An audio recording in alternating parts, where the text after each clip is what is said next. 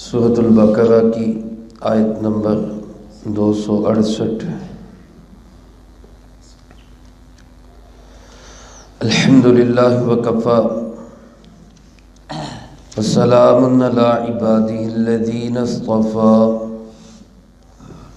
خصوصا علی سید الرسل وخاتم الانبیاء وعلى آلہ واصحابہ الاتقیاء، اما بعد فاعوذ باللہ من الشیطان الرجیم، بسم اللہ الرحمن الرحیم۔ الشیطان یعدکم الفقر ویأمرکم بالفحشاء واللہ یعدکم مغفرة منہ وفضلا واللہ واسع علیم۔ الشیطان یعدکم الفقر، شیطان یاد دلائے گا تمہیں فقر و محتاجگی، وَيَأْمُرُكُمْ بِالْفَحْشَاءِ، اور وہ تمہیں حکم دے گا بری بات کا، وَاللَّهُ يَعِدُكُمْ، اور اللہ رب العالمین وعدہ کرتے ہیں تم سے مغفرۃ منہ، اپنی طرف سے بخشش کا، وفضل، اور فضل کا، واللہ واسع علیم، اور اللہ رب العالمین بڑی وسعتوں والے جاننے والے ہیں۔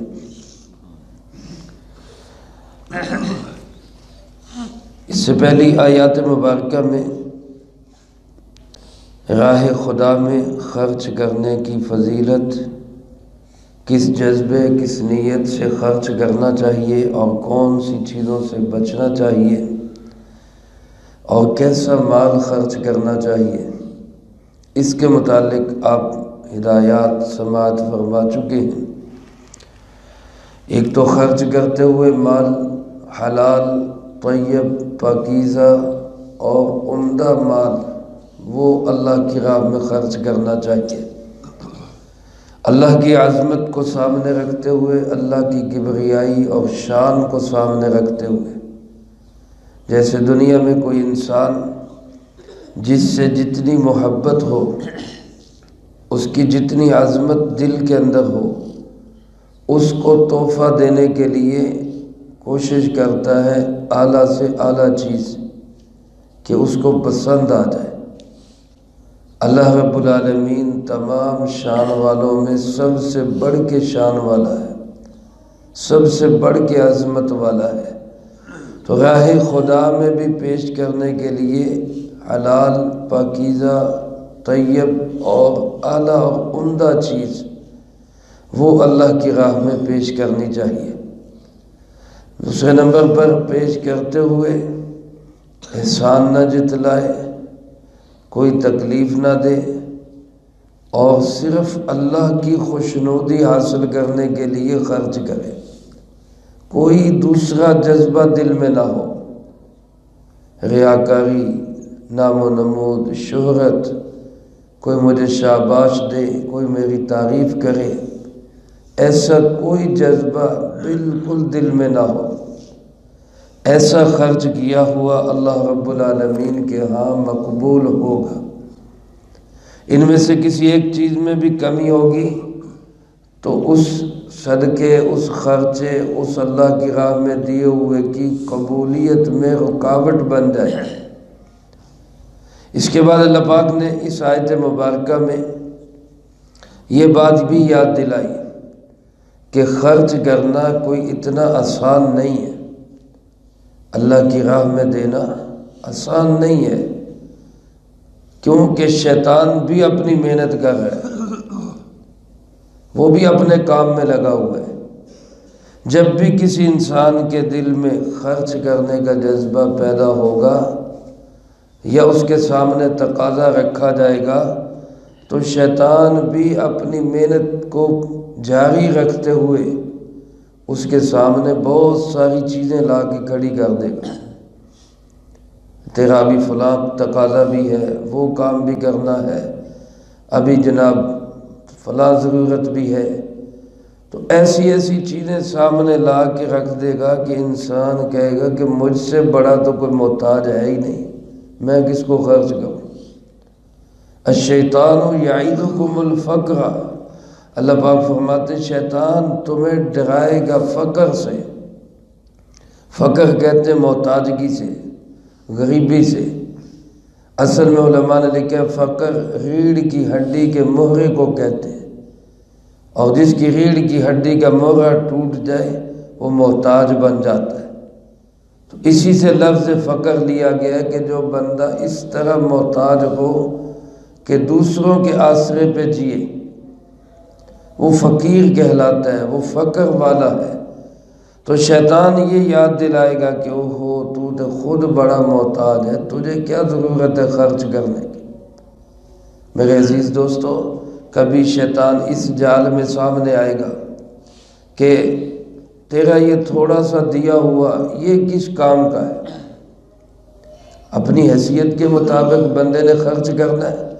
شیطان کہے گا یا تیرے 10 20 50 100 روپے یہ کیا کام آئیں گے کسی کے، چل رہنے دے، تو ان کو بھی نہ خرچ کر، کیونکہ تجھے تو خود ضرورت ہے۔ اور دوسرا کیا کرے گا، وَيَأْمُرُكُمْ بِالْفَحْشَاءِ، شیطان حکم کرے گا بری بات کا، فحش بات کا۔ فحش بات سے مراد بعض مفسرین کرام رحمہم اللہ نے یہاں پر کنجوسی مراد لی ہے، یعنی کنجوسی ایک فحش ہے، کنجوسی ایک گندی عادت ہے، شیطان تمہیں اس کا حکم دے گا کہ تم اس پہ عمل پیرا ہو جاؤ۔ اور بعض مفسرین کرام رحمہم اللہ فرماتے ہیں کہ اس سے مراد ناچ گانا، بے حیائی کے کام، فحاشی و یعنی کے کام ہے، کہ ایسے کاموں پہ خرچ کرنے کا شیطان حکم دے گا کہ تم ناچ گانے پہ لگاؤ، فضولیات پہ لگاؤ، عیش و عشرت پہ لگاؤ۔ اللہ نے تمہیں مال دیا ہے تو اس مال کے ذریعے سے اپنی عیاشی کرو، اس کو راہ خدا میں خرچ نہ کرو۔ آج آپ دیکھیں میرے عزیز دوستو، ناچ گانے پہ، فضولیات پہ اور ایسی چیزوں پہ خرچ کرنا تو کتنا آسان لگتا ہے، بندہ لٹا دیتا ہے، پیسوں کے پیسے لٹا دیتا ہے، لیکن جہاں بات آتی ہے راہ خدا میں خرچ کرنے کی، خیر کے کاموں پہ خرچ کرنے کی، تو وہاں انسان کا دم گھٹنے لگ جاتا ہے، وہاں 100 روپیہ بھی دینا مشکل لگتا ہے۔ یہ شیطانی اثر ہے۔ دوسری طرف اللہ پاک کیا فرماتے ہیں، واللہ یعیدکم، اللہ تمہیں یاد دلاتا ہے، اللہ تم سے وعدہ کرتا ہے، مغفرۃ منہ، آخرت کے اندر اسی صدقے کی برکت سے بخشش ہوگی، وفضلا، اور دنیا کے اندر اسی صدقے کا اللہ بدل عطا کرے گا۔ تم دنیا میں خرچ کرو گے، اللہ تمہیں اس کا بدلہ دے گا۔ وما انفقتم من خیر، جو بھی خیر اور بھلائی کی چیز تم راہ خدا میں خرچ کرو گے، فہو یخلفہ، اللہ اس کا تمہیں ضرور بدلہ عطا کرے گا۔ تو دنیا کے اندر تمہیں اس خرچ کیے ہوئے کا بدلہ ملے گا، آخرت کے اندر اسی خرچ کیے ہوئے کے بدلے میں مغفرت ملے گی، بخشش ملے گی۔ اب تم سوچو کہ رحمان کو خوش کرنا ہے یا شیطان کو خوش کرنا ہے، یہ انسان کے سوچنے کا کام ہے۔ اور میرے عزیز دوستو، میرے محترم بھائیوں، ہر چیز کے اندر، دنیا کے ہر معاملے کے اندر یہی 2 چیزیں چلتی ہیں، ہمارے ہر کام سے یا رحمان خوش ہوگا یا شیطان خوش ہوگا، تیسرا کوئی کام نہیں۔ ایک ہے کہ انسان اپنی مرضی کی زندگی گزارے، اپنی خواہش کی زندگی گزارے، جو دل میں آئے کھا لے، جو دل میں آئے پی لے، جو دل میں آئے وہ دیکھ لے، جو دل میں آئے وہ سن لے، جو جی چاہے وہ بول دے، جیسا جی چاہا پہن لیا، جیسا جی چاہا اتار دیا۔ ایک یہ زندگی ہے، یہ من چاہی زندگی ہے، میری مرضی، میرا جسم، میری مرضی، کہ میں اپنی خواہش اور چاہت پہ زندگی گزاروں گا۔ اس زندگی سے، اس طریقہ حیات سے، اس طرز حیات سے، اس لائف سٹائل سے شیطان خوش ہوگا۔ اور ایک زندگی گزارنے کا طریقہ کیا ہے کہ میرا رب جو چاہے میں وہ کروں گا، اللہ کی مرضی، دیکھنے میں، سننے میں، بولنے میں، کھانے میں، پینے میں، کمانے میں، خرچ کرنے میں، اللہ کی مرضی، اللہ کے محبوب جناب محمد کریم صلی اللہ علیہ وآلہ وسلم کی مرضی، اس کو سامنے رکھ کے چلو۔ اس طرز حیات سے کون خوش ہوگا؟ اللہ رب العالمین خوش ہوگا۔ ہر معاملے کے اندر بس اسی چیز کو دیکھنے کی ضرورت ہے۔ اب صبح آپ حضرات ماشاءاللہ اللہ پاک نے توفیق دی ہم سب کو، ہم بستر چھوڑ کر مسجد کی طرف آئے، اللہ کے گھر میں بیٹھے ہیں، اللہ کے پاک کلام کو دیکھ رہے ہیں، سن رہے ہیں، کون خوش ہو رہے؟ اللہ خوش ہو رہے۔ اب سوئے رہتے، بستروں میں دب کے رہتے، حتیٰ کہ سورج طلوع ہو جاتا تو کون خوش ہوتا؟ شیطان خوش ہوتا۔ بس یہ دو چیزیں دیکھنی ہیں زندگی کے ہر کام کے اندر، میرے اس کام سے اللہ خوش ہوگا یا شیطان خوش ہوگا، اور ہم نے کوشش کرنی ہے کہ کون خوش ہو جائے؟ اللہ خوش ہو جائے، اللہ راضی ہو جائے، اللہ کا محبوب صلی اللہ علیہ وسلم راضی ہو جائے۔ تو خرچ کرنے سے، مال کو لگانے سے، اللہ کی راہ میں دینے سے، خیر کے کاموں پہ خرچ کرنے سے اللہ خوش ہوتا ہے، اور روک کے رکھنے سے، جمع کرنے سے، یا بے حیائی، منکرات، گناہ، فواحش کے کاموں پہ خرچ کرنے سے کون خوش ہوگا؟ شیطان خوش ہوگا۔ اب ہم نے یہ دیکھنا ہے کہ ہم کس کو خوش کرنا چاہتے ہیں۔ اللہ جب خوش ہوگا تو بخشش بھی ملے گی، اللہ کا فضل بھی ملے گا۔ اور فرمایا واللہ واسع علیم، اللہ رب العالمین بڑی وسعتوں والے، بڑے ہی جاننے والے ہیں، اللہ کے خزانے بہت وسیع ہیں، اور اللہ رب العالمین ہر بندے کے دل کی حالت کو بہت اچھی طرح جانتے ہیں کہ کون بندہ کس جذبے اور کس نیت کے ساتھ خرچ کر رہے۔ تو اپنے اندر یہ جذبہ پیدا کریں۔ پہلے بھی یہ حدیث مبارک میں سنا چکا ہوں، رسول اللہ صلی اللہ علیہ وآلہ وسلم نے ارشاد فرمایا السخی قریب من اللہ وقریب من الناس وقریب من الجنہ وبعید من النار۔ سخی آدمی اللہ کے بھی قریب ہوتا ہے، جنت کے بھی قریب ہوتا ہے، لوگوں کے بھی قریب ہوتا ہے، جہنم سے دور ہوتا ہے۔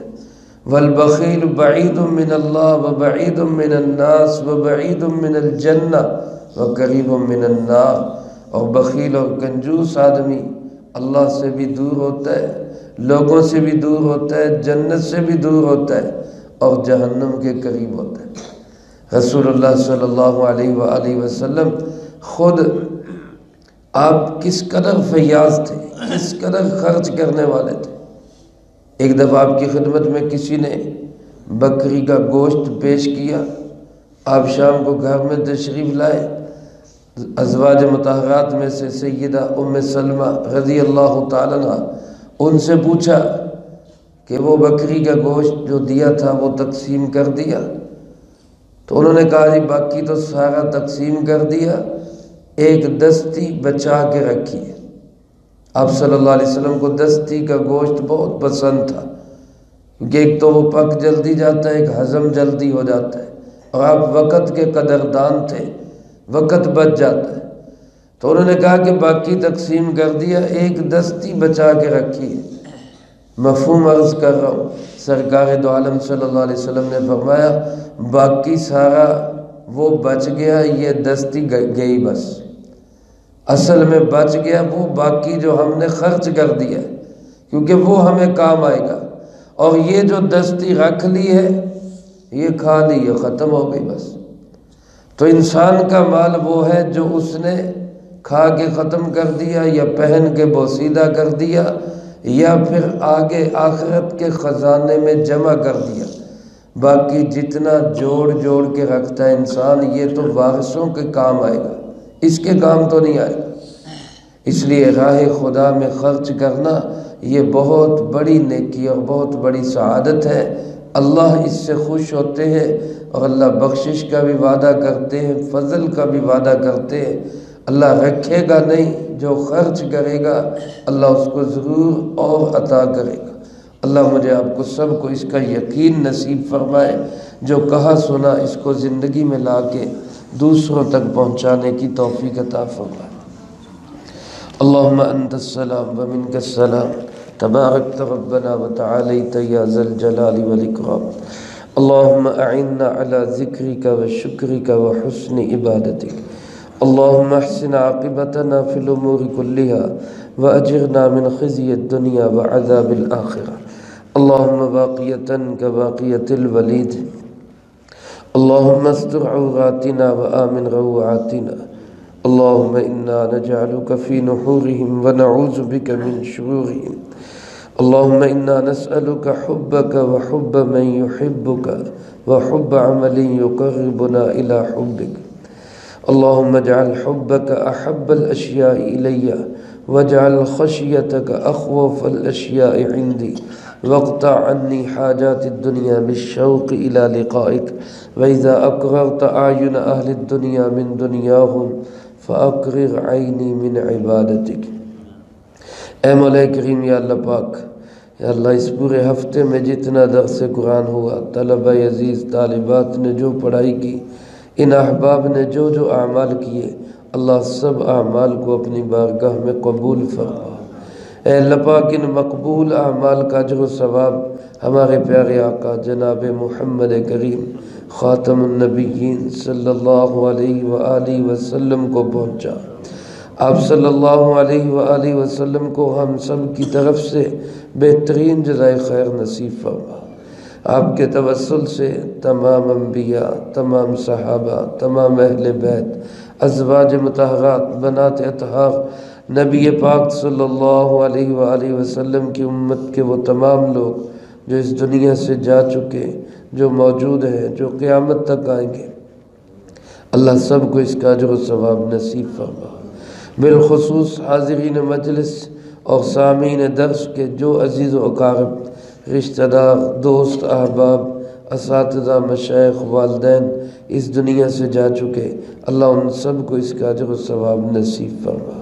تمام مرحومین کی قبور کو جنت کا باغ بنا، سب کے درجات کو بلند فرما، سیئات کو حسنات سے تبدیل فرما، کروٹ کروٹ چین سکون اطمینان نصیب فرما، اگلی تمام منزلیں سب کے لیے آسان فرما۔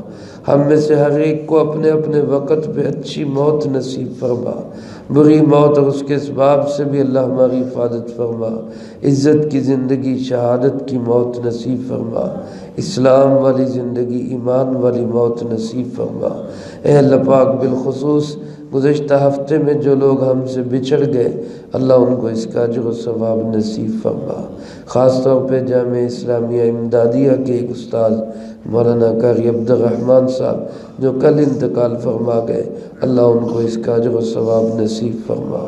اے ارحم الراحمین، جتنے میرے بھائی بزرگ بچے تشریف فرما ہے یا جو درس کو سنیں گے، اللہ جس کے دل میں جو حاجت، جو تمنا، جو آرزو، جو کسی کا مسئلہ اٹکا ہوا، اللہ اپنی رحمت سے سب کے مسئلوں کو حل فرما۔ کوئی بیمار ہے تو اس کو شفائے کامل نصیب فرما، کوئی پریشان حال ہے تو اللہ اس کی پریشانی کو دور فرما، کوئی مقروض ہے تو اللہ اس کو قرضوں کے بوجھ سے رہائی نصیب فرما۔ یا اللہ پاک، بے اولادوں کو نیک صالح اولاد نصیب فرما۔ اللہ ہماری اولادوں کو نیک و فرما بردار بنا۔ اللہ ہماری اولادوں کو ہماری آنکھوں کی ٹھنڈک بنا۔ اللہ ہماری اولادوں کو ہمارے لیے بہترین صدقہ جاریہ بنا۔ اللہ ہمیں، ہماری نسلوں اولادوں کو ہر فتنے سے محفوظ فرما، بالخصوص اے اللہ موبائل کے فتنوں سے ہماری حفاظت فرما۔ اللہ اپنا اور اپنے محبوب کا سچا پکا تعلق نصیب فرما، محبت نصیب فرما، اتباع نصیب فرما۔ اللہ دین کی اور دین والوں کی محبت نصیب فرما۔ اے اللہ پاک ہماری دعاؤں کو اپنے فضل و کرم سے قبول فرما۔